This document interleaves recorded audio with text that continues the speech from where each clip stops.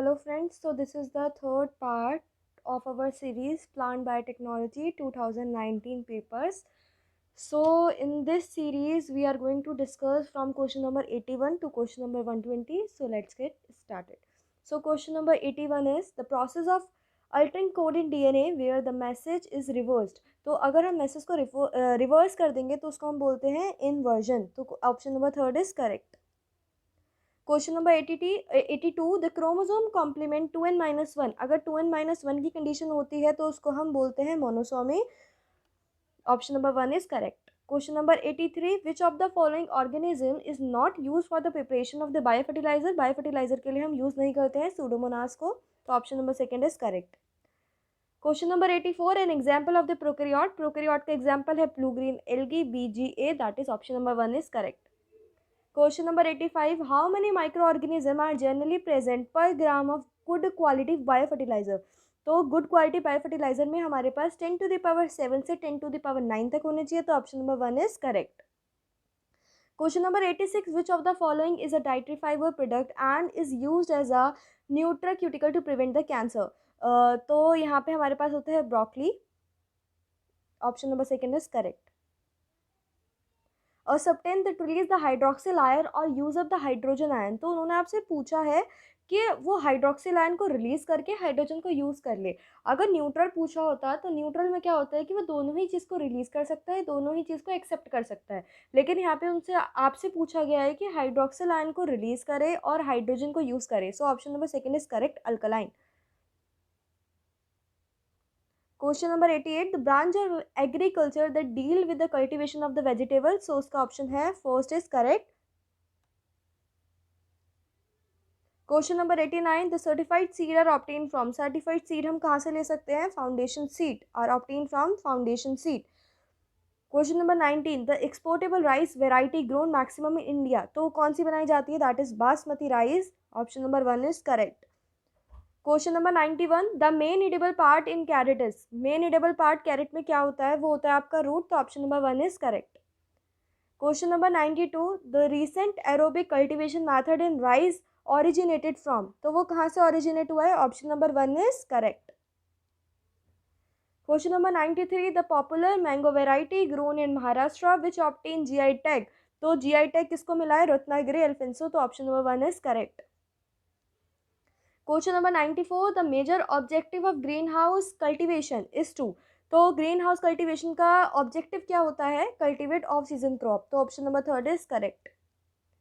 Question number 95 the crucial nutrient required during pegging in ground nut. तो ground की pegging में हमको चाहिए होता है कैल्शियम. तो option number second is correct. Question number 96 the little leaf in pigeon P is caused by. तो जो लिटिल लीफ होती है पिजन पी में वो होती है माइकोप्लास्ट की वजह से. Option number 1 is correct. Question number 97 the double helix structure of the DNA was proposed by. तो डबल हेलिक्स स्ट्रक्चर नाम सुनते ही हमारे मन में क्या दो नाम आते हैं? Watson and Crick. तो option number third is correct. Question number 98 in double helix structure of DNA the two strands are held together bye.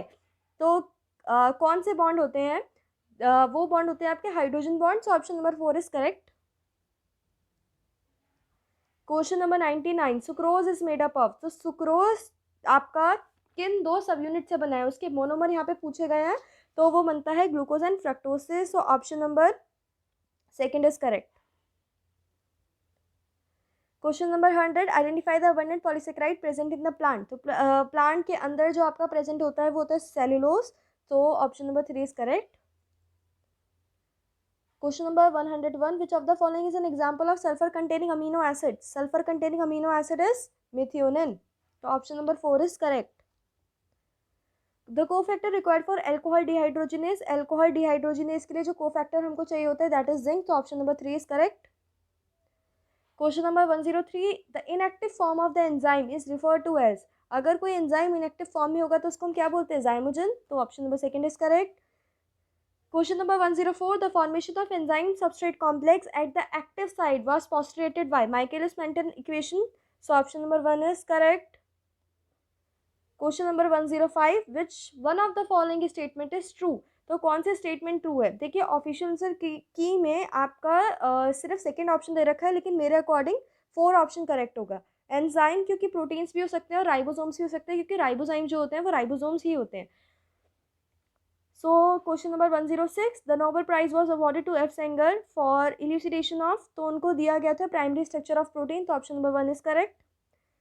Question number 107, the important cofactor for carboxylating enzyme is, carboxylating enzyme के लिए cofactor कौन सा चाहिए होता है, that is vitamin B6 pyridoxal.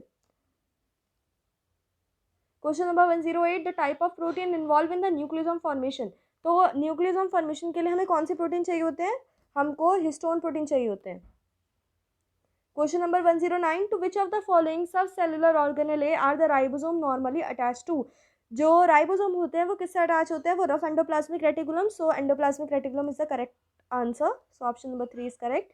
Question number 110, Avery MacLeod and MC Carty carried out experiment to prove that, तो उन्होंने क्या प्रूव करा था कि जो DNA है is the carrier of the genetic information, तो option number 1 is correct. Question number 111, the spindle fibre originate from a special region of a cell known as, उसको हम क्या बोलते हैं, उसको हम बोलते हैं सेंट्रोसोम्स, तो option number 3 is correct. Question number 112, the plant which is also referred to as the Drosophila of the plant kingdom, वो होता है आपका अरेबिडोप्सिस, तो option number 2 is correct.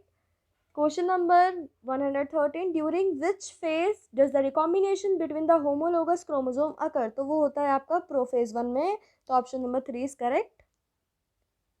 The typical dihybrid ratio of the Mendelian genetics is, तो वो होता है 9:3:3:1, तो option number 1 is correct.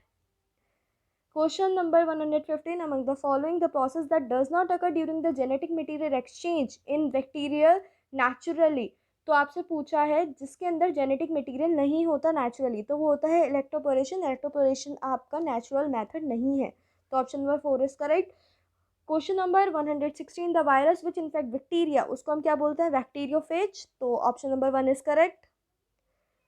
Question number 117, the cellular organelle responsible for extra chromosomal inheritance, extra chromosomal inheritance के लिए responsible होते हैं आपके दोनों mitochondria and chloroplast, so option number 4 is correct. Question number 118, the nucleotide is composed of, nucleotide पूछा है, nucleoside नहीं पूछा, तो न्यूक्लियोटाइड में तीनों ही चीज़ें होती हैं, nitrogenous base, pentose sugar and phosphate group, so आपका ऑप्शन नंबर 1 होता है correct. Question number 119, the length of 1 turn of beta DNA helix, तो यहाँ पे आपसे 1 टन पूछा है, that is 3.4 nanometre, so option number 1 is correct. Now the last question of this series is question number 120, the RNA molecule involve in gene regulation, gene regulation में कौन सा आपका RNA मॉलिक्यूल इन्वॉल्व होता है, वो होता है siRNA, तो ऑप्शन नंबर 1 इज करेक्ट. सो बस आपका लास्ट पार्ट रह गया है जो हम जल्दी अपलोड कर देंगे. Please like, subscribe and share to our new channel. Thank you so much.